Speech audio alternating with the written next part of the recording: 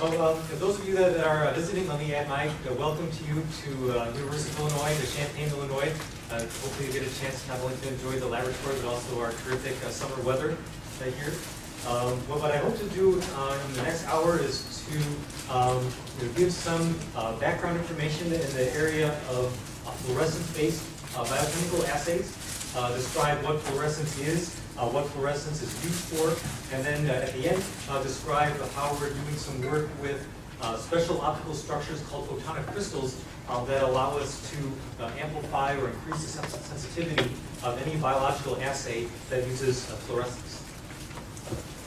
So fluorescence is the predominant way of doing biodetection in life science research and in drug discovery research and in diagnostic tests for diseases, measuring things in blood and so on. So even though there are many different types of biosensors, some of which you'll learn about in the Summer Institute this week, fluorescence detection is by far more sensitive by about 3 orders of magnitude.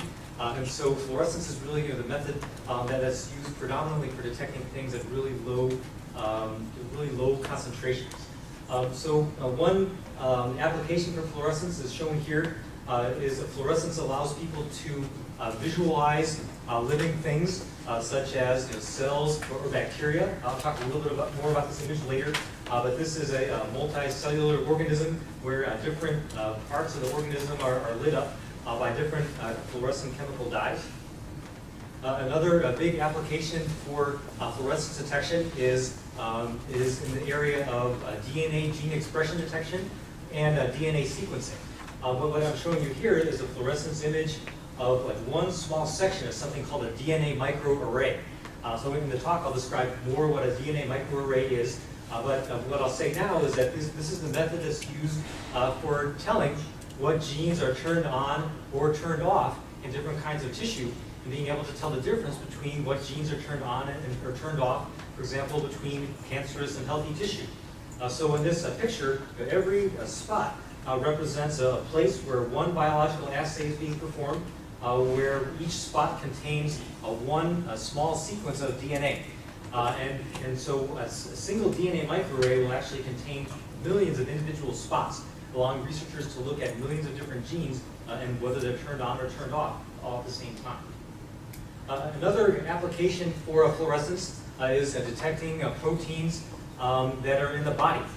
One big example is something called detecting things called biomarkers. So if a person has a tumor somewhere in their body, the tumor can be very small. You may not be able to feel it, may not even show up on an X-ray yet, but those cancerous cells will produce characteristic proteins that will come out of the cell and end up circulating throughout the blood everywhere in the body. And so the trouble is, the tumor may be very small, and those proteins will be diluted throughout the body, throughout your entire blood supply. So the concentration of those proteins will be very, very low. If you were just to take a couple of milliliters of blood out of your finger, you may only have a couple of individual proteins that would indicate the presence of the cancerous tumor somewhere inside the body.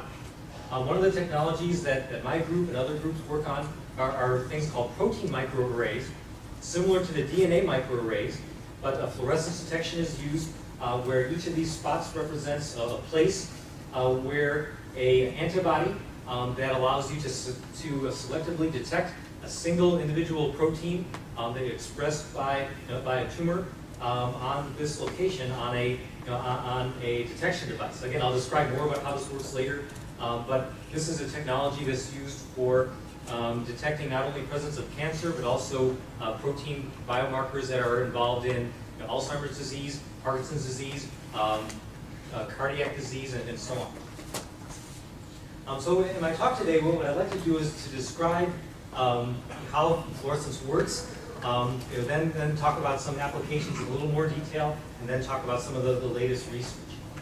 So I'll start off by talking about exactly what fluorescence is. And to consider that, first let's think about what a photon is and what a wavelength is. So again, not knowing the exact, not everyone will have the same background in this group. I wanted to go back to basics a little bit. So we know, I hope, that light has a particle-like nature. In other words, it's kind of like photons. Individual photons of light can be used to excite electrons, for example. But light also propagates as a wave, so it has a wave-like nature. Now, what I've shown here is just a cartoon representation of a red wavelength of light with a wavelength of 650 nanometers compared to a blue wavelength of light, where a blue light has a shorter wavelength, around 488 nanometers. Now, an important thing to note here is that the energy of an individual photon of a particular wavelength, the relationship between energy and wavelength is inverse. Oh, the laser died. It didn't last long. Oh, there it is back again. So energy and the wavelength are inversely proportional. So energy is equal to Planck's constant multiplied by the speed of light divided by the wavelength. So all that means is that higher energy photons have shorter wavelength. Okay, so now let's think about what happens or how wavelength of light interacts with molecules. So here I've just drawn a simple molecule, the water molecule. We know that the water is comprised of the nuclei, the atomic nuclei with protons and neutrons shown here, but also the molecule is comprised of plenty of electrons. So as we know, these electrons are somewhat free to move inside the molecule. It's kind of hard to strip them away. Water doesn't like to totally give up its electrons, but electrons have negative charge. So if we go back and think about a wavelength of light, what I've represented here is not only the wavelength, but also the fact that this light propagates as an electromagnetic wave, which means that it has an electric field that oscillates between positive and negative, and very, very rapidly as the wave propagates through a molecule. So if we consider the effect that an electric field will have on negatively charged objects, if we remember Coulomb's law, tells us that an electric field exerts a force on charged objects. These electrons will experience a force from the electric field from light that propagates through them. So we can kind of think of the molecule as being subjected to a battery that we can, at any one instant in time, the battery will apply an electric field with one orientation. But because we have an electromagnetic wave, we can think of the battery as going between positive and negative polarity over and over again very rapidly. So it's almost as if we took our battery and just rotated it around like this. And so within one wavelength of an electric field, the electrons in that molecule will see positive charge or positive electric field sometimes, negative other times, and then oscillating back and forth between positive and negative. So then if we were to see what happens to the electrons in our molecule, they'd be literally bouncing up and down, oscillating inside the molecule. And so in this sense, a molecule is a little bit like an antenna, where if we have our cell phones have an antenna in them, the electric field, radio wave, oscillates electrons, causes the antenna to pick up the signal. In the same exact way, a molecule is like a tiny antenna where the electrons undergo oscillation in response to applied electric fields that oscillate from an electromagnetic wave. So just to give you an idea of the scale, it's kind of like our molecules are like awash in a sea of giant electromagnetic waves. Just to give you a sense of the scale, a water molecule is the size of about 0.1 nanometers, protein molecule, typical one, around 20 nanometers. A wavelength of red light, 633 nanometers, is of course much bigger. So you can imagine if you're sitting here, if you're an electron in this molecule, it's like these waves are passing over you, moving your electrons up and down very, very rapidly. So what does this have to do with fluorescence? So fluorescent molecules are more complex than water molecules, but I've shown a representative one here. This is a fluorophore called fluorescent. But you can see that it's comprised of carbon rings, some single and some double bonds. Has some hydrogen and oxygen in it. But just like water molecule, this is comprised of atomic nuclei grouped up together that also has electrons in it that are semi-free to move back and forth. So what happens when we illuminate this fluorescent molecule with some light? Well, I wanted to give you, the electron picture because what's happening physically is that the electrons are being oscillated inside of this molecule. However, the electrons, as they oscillate, will only occupy discrete energy levels, kind of like a semiconductor like silicon.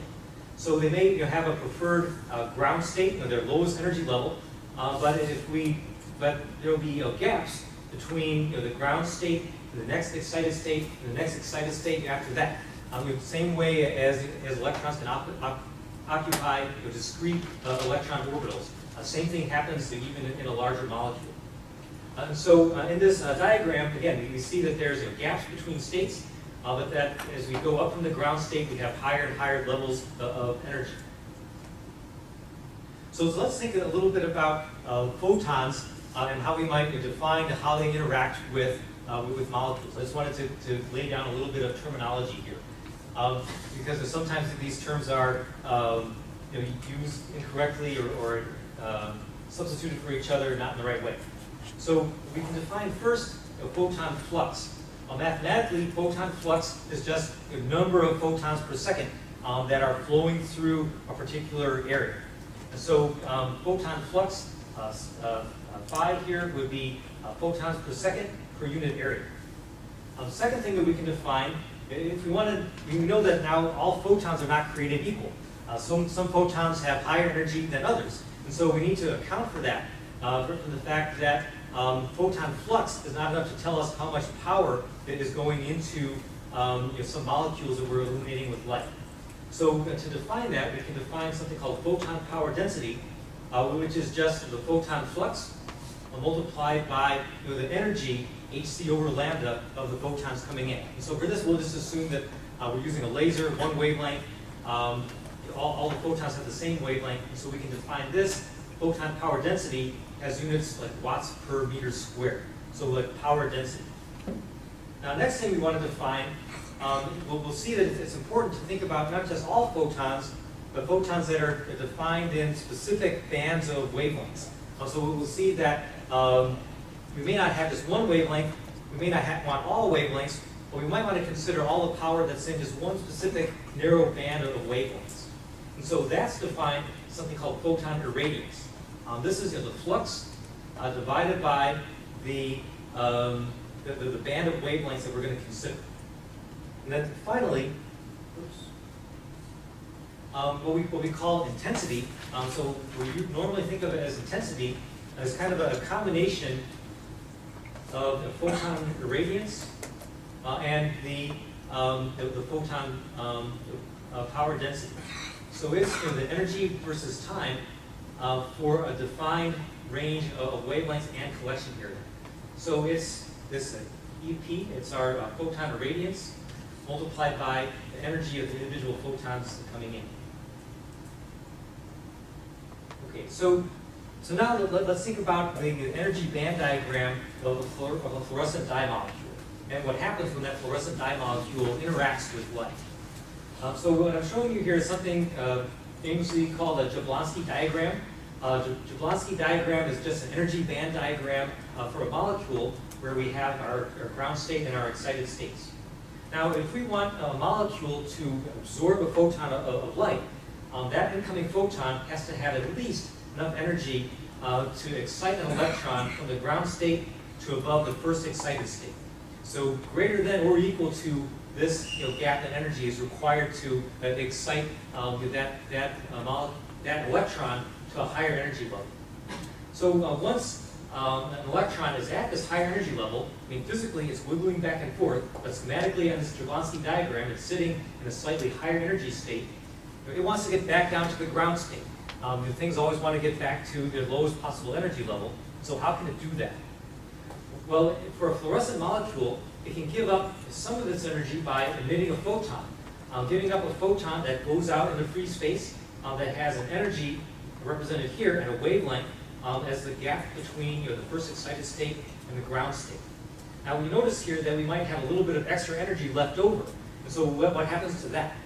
So this extra energy might be transferred into the molecule through mechanical vibration, where it may, for example, absorb it in the form of heat that it has to give up some other way that does not involve giving up a photon.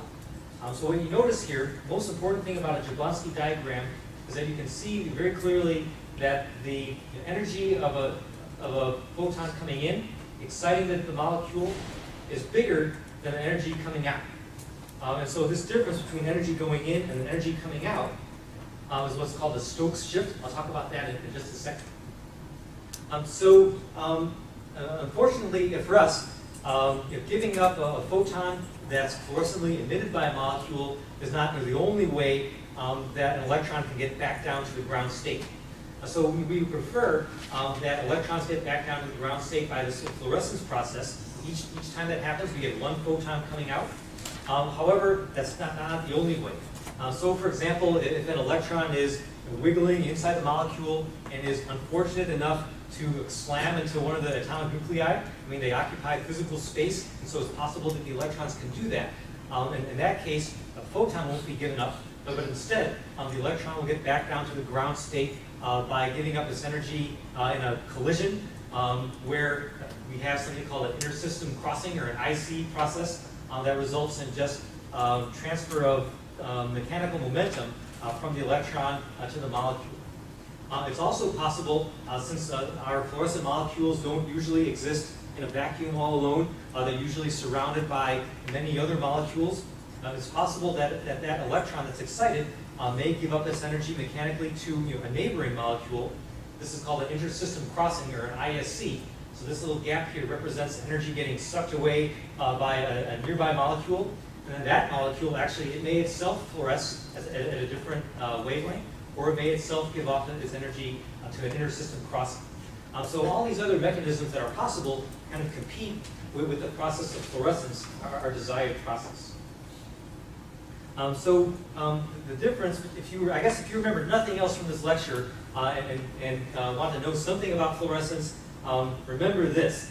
The difference between the energy that's absorbed and the energy that's emitted is called the Stokes shift. And so the Stokes shift is very important because it allows us to differentiate photons that come in from the photons that come out. So for example, if we're trying to excite fluorescence in a molecule, we may be using a very high intensity laser source, blasting our sample with a very bright laser, so we'd have a lot of photons coming in. However, because of all these other processes that compete with fluorescence, the number of photons that come out may be substantially smaller, maybe even orders of magnitude smaller. But it's our goal to detect these emitted photons in the presence of all these laser photons coming in. And so because they have different wavelengths, as we'll see, it'll be possible to use an optical filter that will allow you to block these photons from your detector to see only these. So that only happens because of the Stokes shift. Okay, so now these processes compete with each other. They can be defined mathematically by the rates at which they happen. So if you were able to somehow sit down on a fluorescent molecule and to sit there with your stopwatch and then count the number of photons that get back down to the ground state by each of these different methods, you could define what's known as a rate, kind of defined as the number of events per second for each of these processes. So what you would hope is that your fluorescence process would have the fastest rate compared to all these other things. So in other words, if we excite a whole batch of electrons up to this higher level, we want them all to get down to the ground state through this fluorescence process and to ignore these other ones. So as long as this one happens much more quickly, we can have a much more efficient fluorescence process. So the way that this is defined mathematically, or the way that the fluorescent molecules are compared to each other for their brightness or goodness, is by a number called the quantum yield. So the quantum yield is simply defined as the number of photons that are emitted by fluorescence divided by the number of photons that are absorbed. And so you can define the quantum yield by comparing the rates of the fluorescence process and all these competing processes. So we can define the rate of fluorescence divided by the rate of fluorescence plus the rate of all those non-fluorescent processes. If we divide those, we would get the quantum yield. So for some particular fluorescent dye molecules, the quantum yield can be as high as like 95 or 99%. For less good molecules, can be as low as 10% or 20%.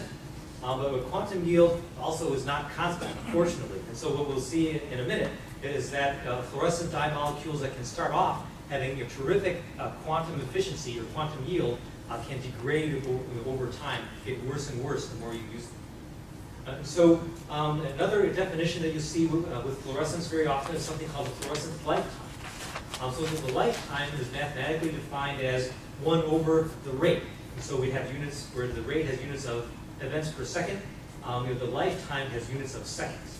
And so what the lifetime it tells us is that is something about the amount of time that electrons stay in that excited state.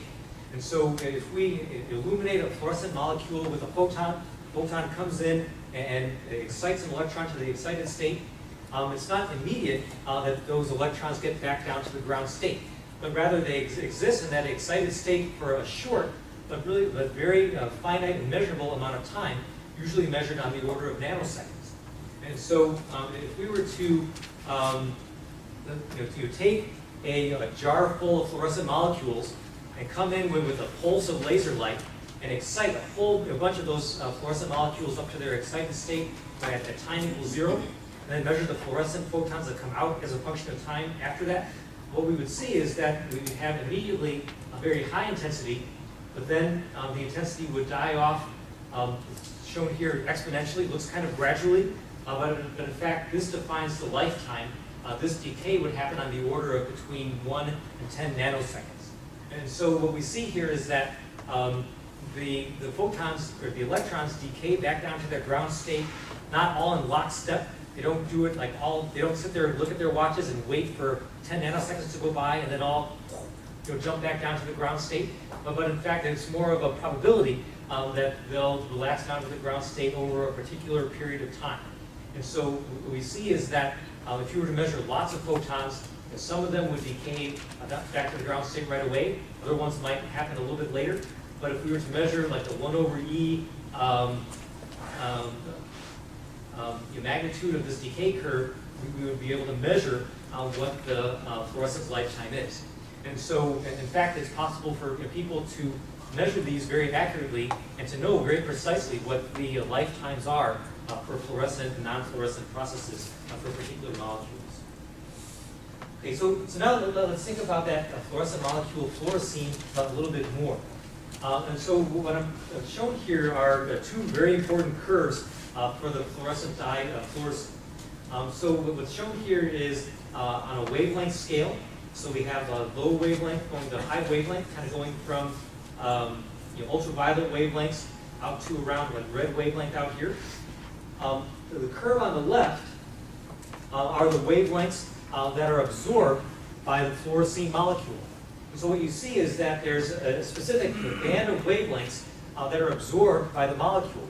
Not just like one precise wavelength, but actually over a small range of wavelengths. And so that happens because the energy levels between the ground state and the excited state are not totally precisely defined. Remember on my Jablonski diagram, I showed there was some dashed lines kind of representing different electron spin energy levels that are possible for electrons. And so because of that a very small range of energies, even within a single energy state, we end up with a narrow band of wavelengths that are strongly absorbed.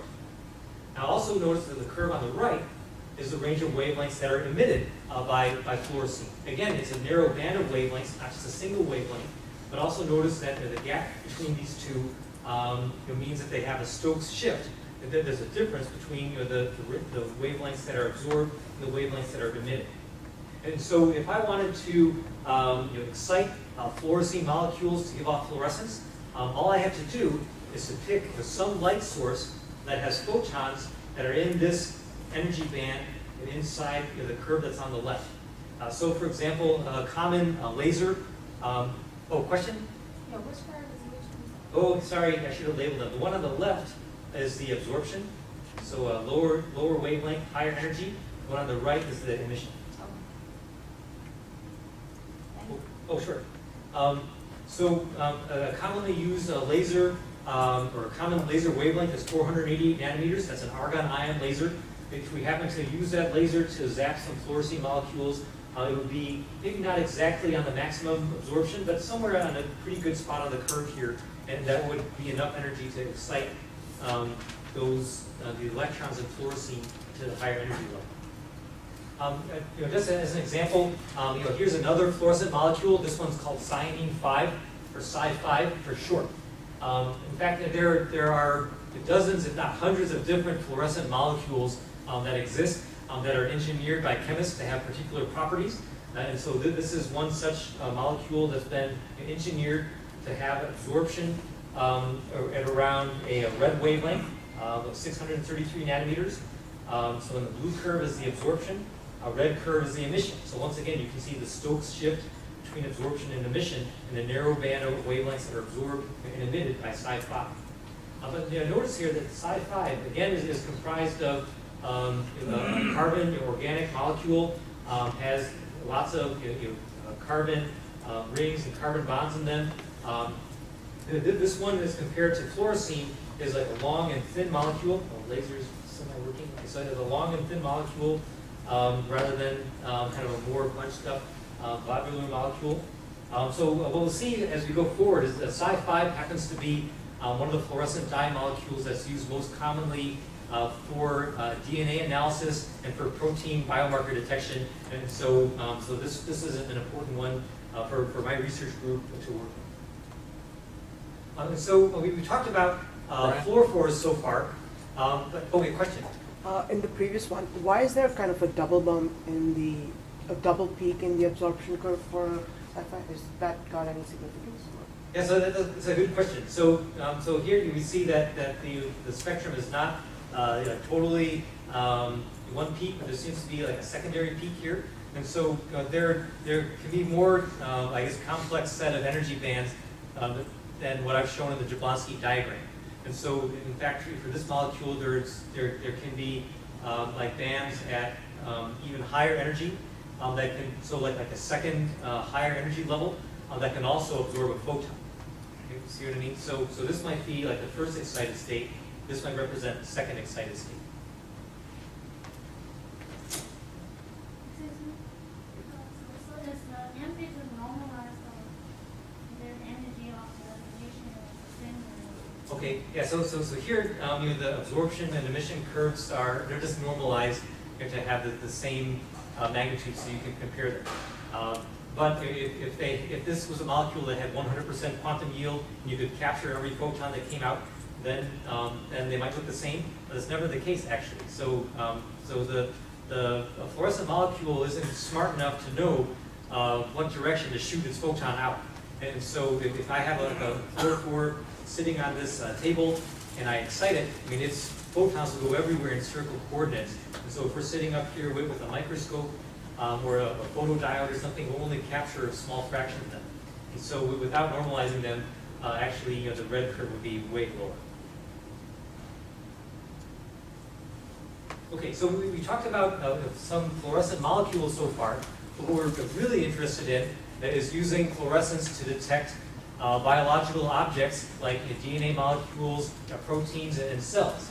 And so what I'd like to get the idea here is that in order to see biological molecules, things like an antibody molecule, for example, antibody molecules, I guess in the biological world, are kind of big.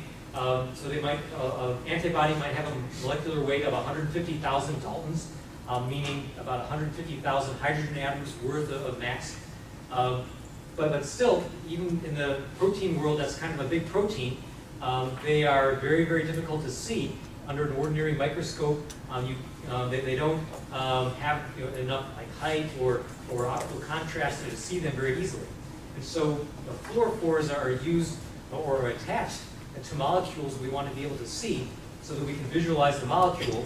What we're actually doing is visualizing the fluorophores that are attached to the molecule. So what's important is being able to attach fluorescent molecules to bigger molecules like proteins using things like covalent bonds that allow them to be attached very securely, not just rinsed away in solution. And so the way that that's done is typically to have a fluorescent molecule, like the ones I showed you, that has part of the molecule is engineered to give off light by fluorescence. One part of the molecule is engineered to make a covalent bond with specific places on protein molecules and DNA molecules. And so I'll talk about that more in just a second. But the basic idea is that you take your fluorescent dye molecule with the optically active part and the chemically active part, mix them together with your, physically put them into a test tube together with the molecules that you're trying to label, and then you allow the fluorescent molecule to make attachments, covalent bond attachments to the molecule you're trying to observe. And so what happens is that it's not really possible to specifically control where the fluorescent molecule goes. And in fact, there will be several places on a given molecule that a fluorescent dye molecule will attach. So a single antibody molecule may have not just one, but several fluorescent dye molecules attached to it. So how does that attachment happen? Well, here, again, for the chemists in the group, I represented an entire protein molecule existing here, where R represents whole big part of the molecule, where some parts of a protein have NH2 amine functional groups that are displayed on the outside surface. This happens because your proteins are made out of amino acids. Some amino acids, when the proteins fold, are hydrophilic, so like to be on the outside part of the protein. And then a few specific amino acids have an NH2 functional group as part of them. And so very often NH2s find their way to the outside parts of proteins. And so any protein that has like a lysine amino acid group is going to have a corresponding NH2 functional group on the outside part of the molecule. Now the fluorescent dye molecule, here R prime represents like the whole big section of the fluorescent dye molecule, but then the chemically reactive end is represented here.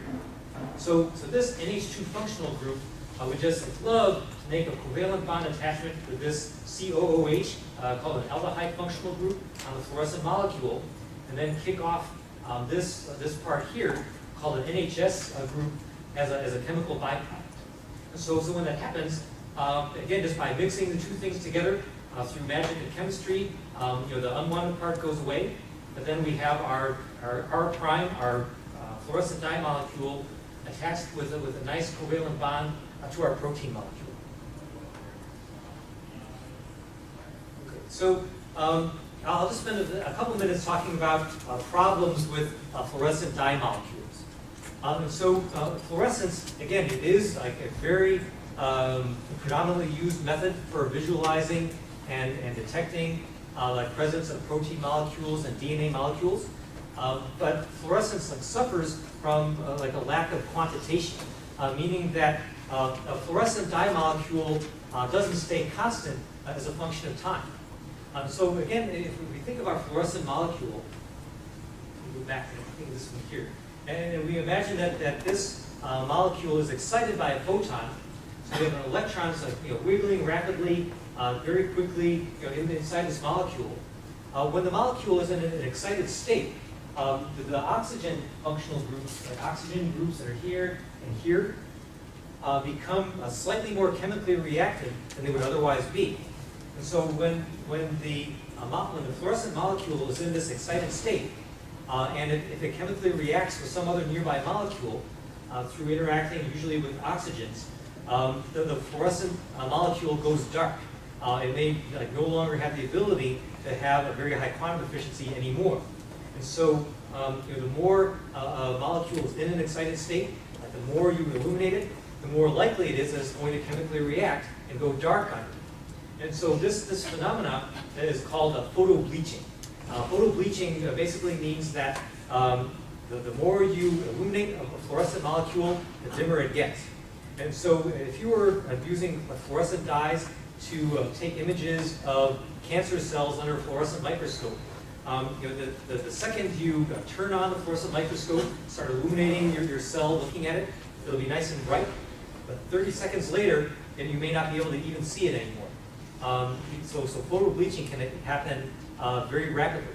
And so you'll see that people working with fluorescent dye molecules to label things like proteins or cells usually will work with their solutions and bottles wrapped in aluminum foil, or do their work in a room that's dark in order to prevent even like the room lights or sunlight from the window from photobleaching their fluorescent dye molecules.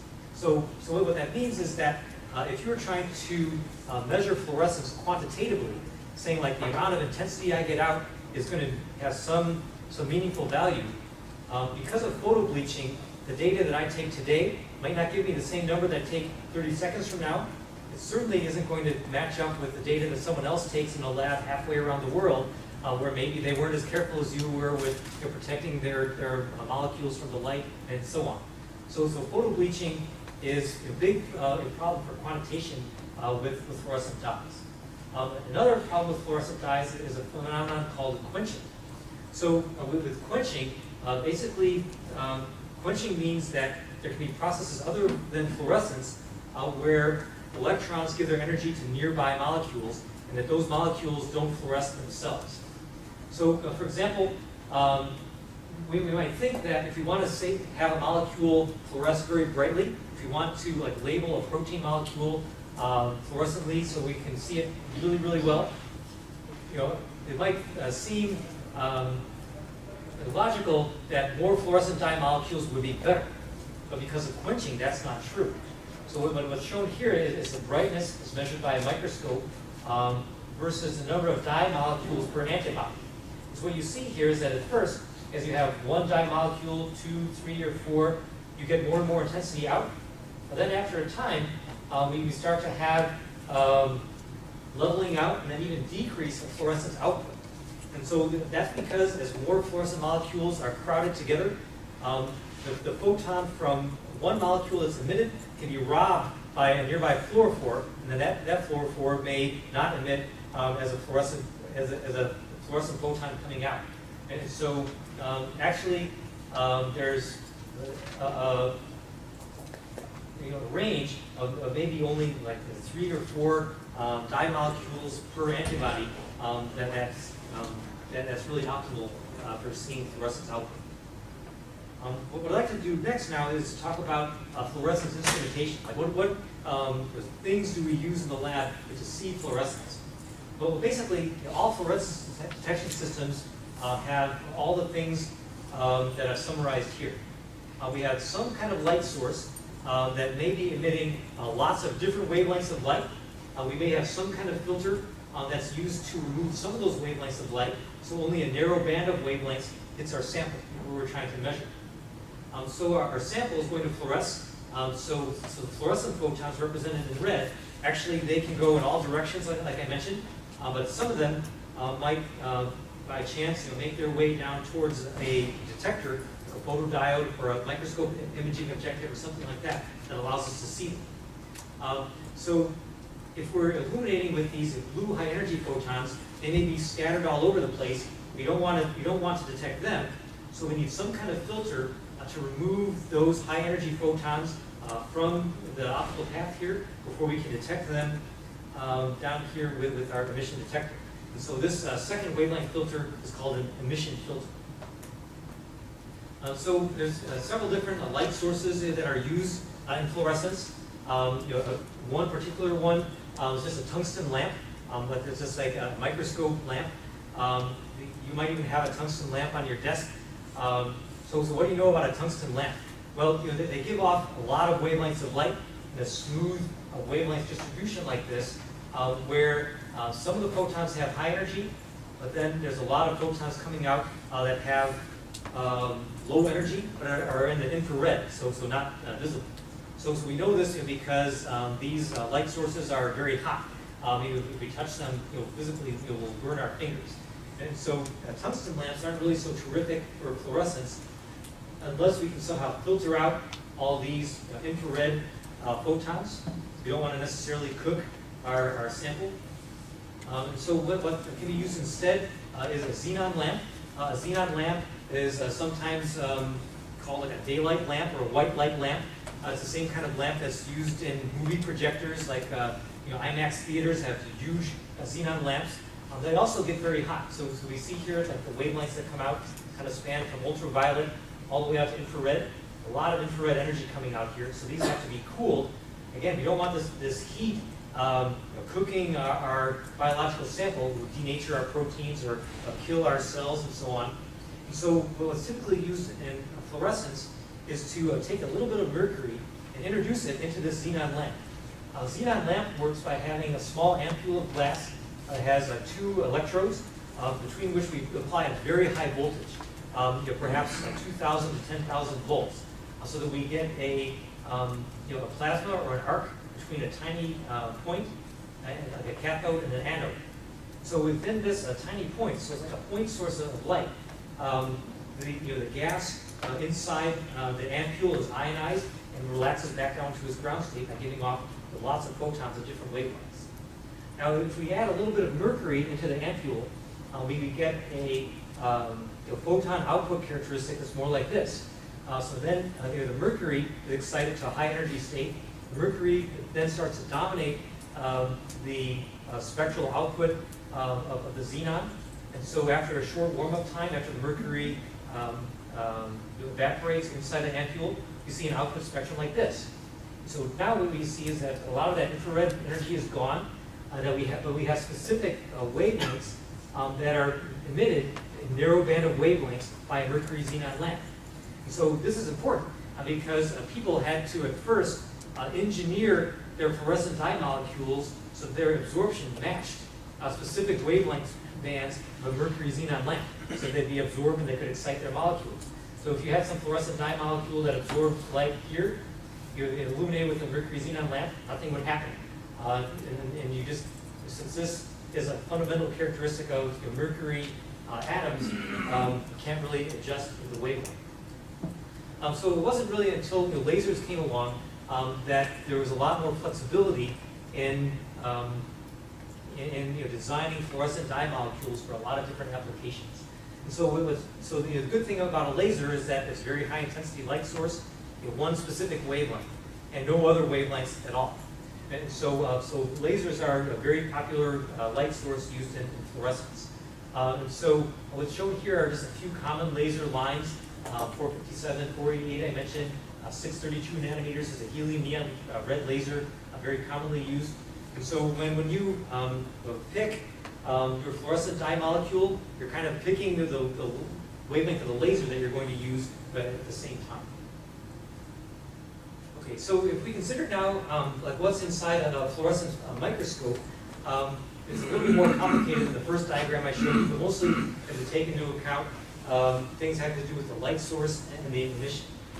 So if we have a mercury arc lamp giving off a lot of wavelengths, including some infrared heat wavelengths, first we have some filter, like a heat filter to block those infrared wavelengths, so we don't want the heat coming and cooking our sample.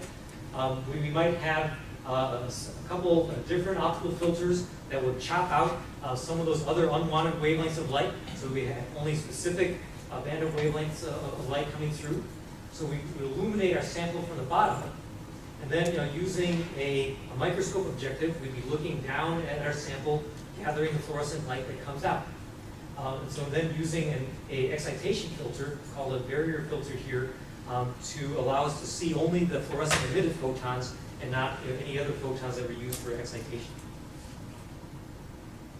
Okay, so this is what's used, for example, to take this image of a bacteria that I showed you up at the beginning.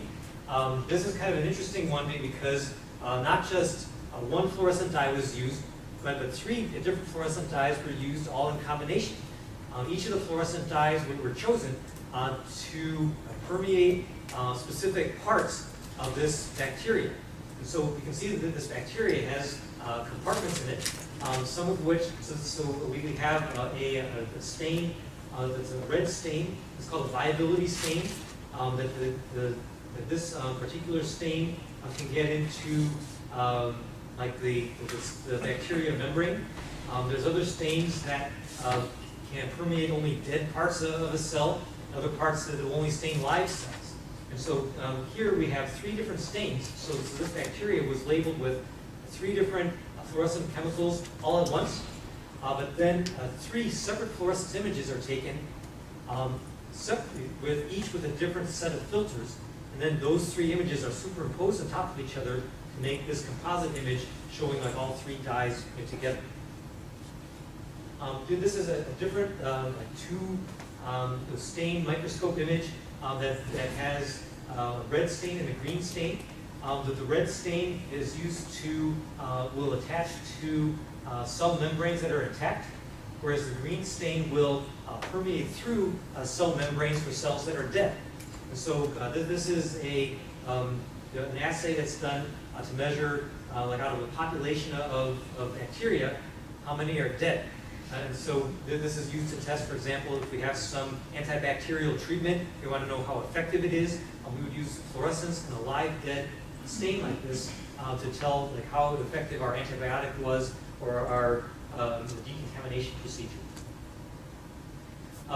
Here's another kind of cool 3 wavelength fluorescence image. This is a fluorescence image of a slice of a rat's brain, where different fluorescent dyes are used to attach to different parts of different cells within the brain, and also different parts of cells within the brain. So the blue stain will concentrate itself into the nuclei of neurons.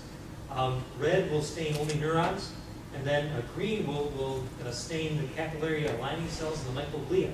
And so in this way, it's possible to see the structure of this tissue and to kind of see how the nuclei, neurons, and microglia are arranged amongst themselves. So those 3 images that I showed you all come from a fluorescence microscope, but some of those microarray things that I talked about earlier are imaged in a different way with something called a microarray fluorescence scanner. And so in a fluorescence scanner, rather than taking a microscope image, we take a single laser and we focus it down to a very small point, and then we take that laser and we can raster it across the surface and point by point illuminate the whole surface of a glass microscope slide. So if I have a glass microscope slide here that has a bunch of different fluorescent spots on it, I can take my laser and scan it up and down, gradually working our way across. But then for each point, we measure the fluorescence output with a photomultiplier tube that just measures simply intensity. So in order to build an image, we actually take our photomultiplier output point by point and put that together to make something that looks like a microscope image, but really it is not. But just like before, we have an emission filter that removes a laser wavelength from our photomultiplier tube. And then instead of a xenon arc lamp, we just use a laser, single wavelength going in, so no need for any other filters there. So, let's see, I think I have 10 minutes. Yeah, you are just close to 5 minutes. 5 minutes, okay. Yeah, you want to give a few minutes for them to ask you questions. Okay, maybe I'll talk about the DNA microarray, then I'll stop after that. So a DNA microarray, as I mentioned at the beginning, is a single glass microscope slide that has millions of individual spots on it that are printed with a special printer that can put picoliter size of droplets of DNA into an XY grid of spots. Each spot has DNA with a different sequence representing a different gene that may be turned on or turned off in a specific tissue. So in a DNA microarray experiment, you have your device surface, your spotting machine, your printing machine will make a million individual spots, each one with a different DNA sequence. And then that whole array will be exposed to DNA that comes from a sample that can be derived from cancer cells or healthy cells from a particular tissue. That DNA that comes from the tissue will be labeled with a fluorescent dye. And using a laser and a fluorescent scanner like that, you would excite the fluorescent dye and then measure with a photomultiplier tube the intensity, the fluorescence intensity that comes from a particular spot. And so if our sample happens to have like no matching DNA, no complementary DNA, then we'd see a dark spot here. If our test sample has matching DNA that matches a sequence of DNA that's on our microarray, then we'd see a bright spot come out here. So a DNA microarray experiment is typically done like this, where we take two samples. They might come from the same person. One might come from a tumor. One might come from healthy cells from the same kind of tissue. So in this kind of experiment, the scientist is asking what genes are turned on or turned off that are different between a cancerous tissue and a healthy tissue. So the DNA is extracted from the tissue. I won't talk about how we do that. But then the DNA from the healthy tissue might be labeled with a red fluorescent dye. The DNA from the cancerous tissue might be labeled with a green fluorescent dye. These will be mixed together and exposed to our DNA microarray that has those million capture spots of DNA sequences on them. And then we would see kind of which spots end up with green DNA on them, which ones end up with red DNA on them, and which ones have both. So ones that have both, that would represent a gene that's expressed by both tissues the same way. Those aren't very interesting. However, biologists are really interested in genes that are expressed only in healthy cells or only in cancerous cells to be able to tell the difference. So what's interesting is that all the cells have the same DNA sequence. Some of the genes are turned on, some of them are turned off. We want to know which ones are important or what genes are turned on or turned off due to a disease such as cancer. And this kind of experiment is used not just for cancer, but for many, many other, asking a lot of questions, or biologists might want to know what genes are turned on or turned off in the leaf of a plant versus the stalk of a plant, for example. Okay, so I think because of time, I'll stop there.